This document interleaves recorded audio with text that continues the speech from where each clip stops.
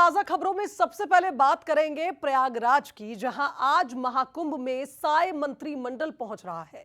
दरअसल सीएम विष्णुदेव साय तमाम विधायक, मंत्री और सांसदों के साथ प्रयागराज के लिए रवाना हो चुके हैं। लेकिन हैरानी की बात यह भी है कि इस बार पक्ष और विपक्ष साथ में डुबकी लगाता नजर आएगा। कांग्रेस के 7 विधायकों के साथ आज बीजेपी के तमाम नेता, सांसद आस्था की डुबकी लगाने के लिए महाकुंभ पहुंच रहे हैं। राज्यपाल, विधानसभा अध्यक्ष भी प्रयागराज रवाना हो चुके हैं। जरा इन तस्वीरों को देखिए, बेहद सकारात्मक ये तस्वीरें, जहां छत्तीसगढ़ की ये फ्लाइट सीधे रुकेगी महाकुंभ में। और आपको ये भी बता दें कि कुंभ स्नान कर पूजा अर्चना करेंगे तमाम मंत्री और उसके बाद दोपहर 2 बजे तक छत्तीसगढ़ लौट जाएंगे। श्रद्धालुओं की व्यवस्थाओं का जायजा भी मुख्यमंत्री विष्णुदेव साय लेने वाले हैं। उनका कहना है कि यह पहला अवसर है जब एक साथ बीजेपी और कांग्रेस मिलकर आस्था की डुबकी लगाने के लिए प्रयागराज पहुंचेंगे। छत्तीसगढ़ सरकार, मंत्रिमंडल, हमारे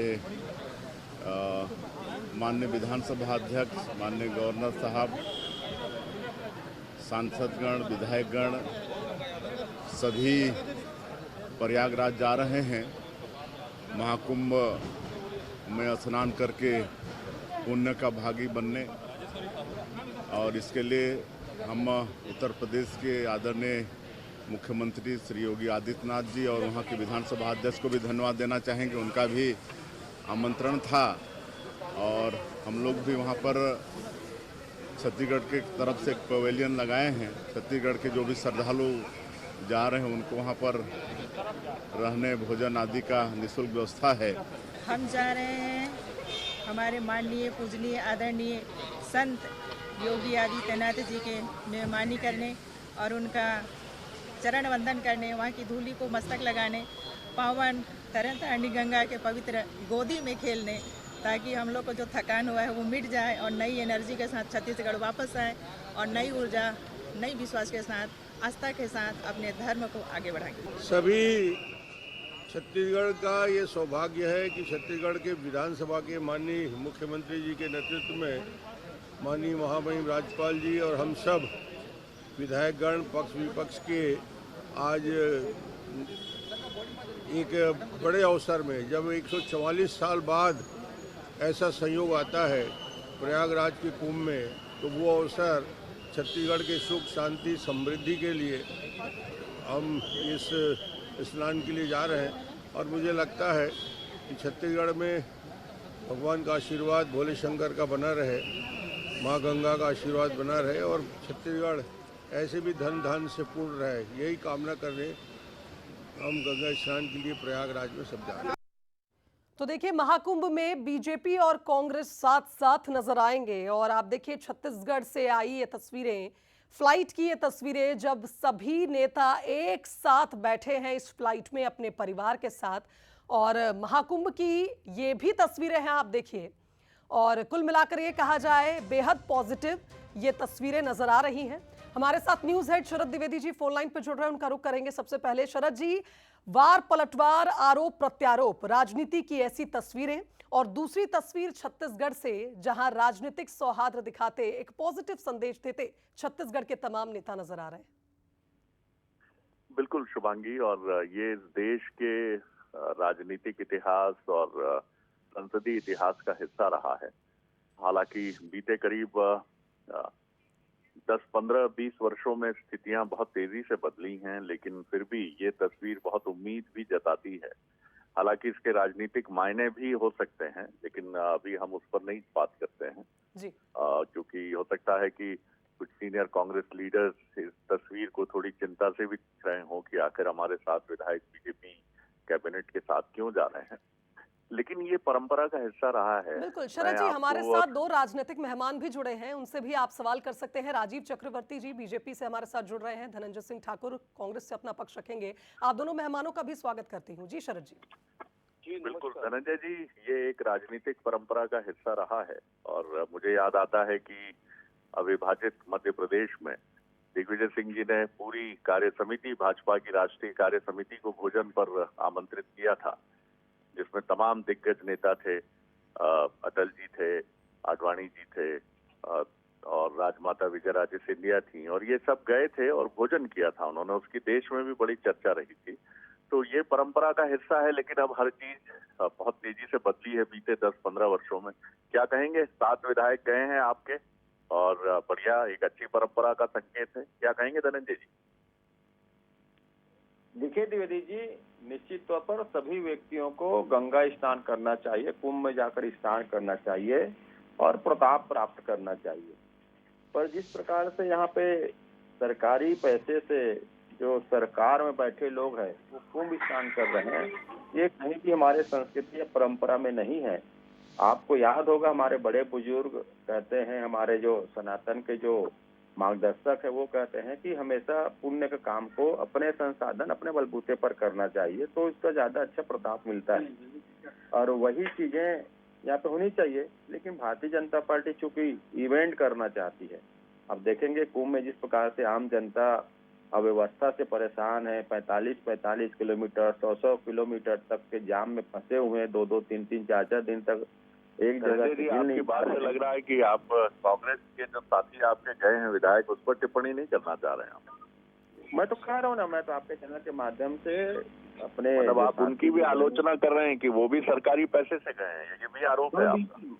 मैं तो आपसे कह रहा हूँ, मैं तो सभी को अपने पुण्य के काम के लिए खुद के संसाधन से आना चाहिए और खुद के संसाधन का उपयोग करना चाहिए। कल भूपेश बघेल जी ने स्पष्ट कहा है, किसी कुंभ स्नान करने से कोई आपत्ति नहीं है, पर भारतीय जनता पार्टी तो इवेंट करती है, भाई सबको जाना चाहिए। आप भी जान, लेकिन अगर आपके मैं आरोप को मानूं कि आप जो कह रहे हैं इवेंट, तो आप इस इवेंट में तो आपके साथी भी शामिल।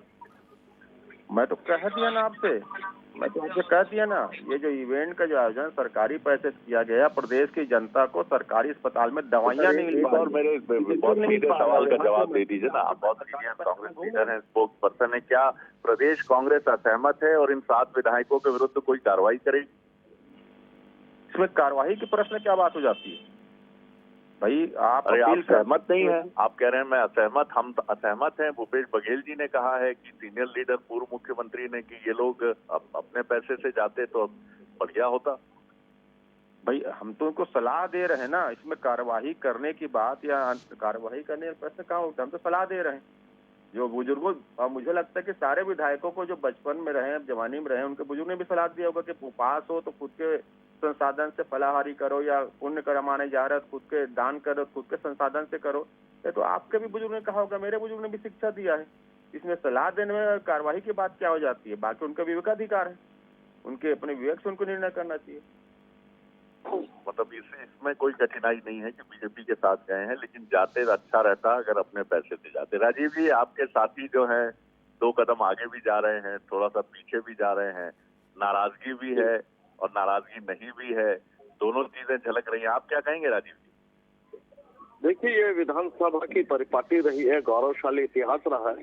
जैसे आपने कहा कि अटल जी को भोजन पे बुलाया था, उसी तरह माउंट आबू में शांति शिविर में अध्यात्म के एक आत्मिक चिंतन के लिए जब विधानसभा अध्यक्ष थे गौरी शंकर अग्रवाल जी, उन्होंने कांग्रेस भाजपा समेत सारे विधायक मिलकर वहां पर गए थे और 7 दिन का इनका टूर था, तो सारे लोग गए थे।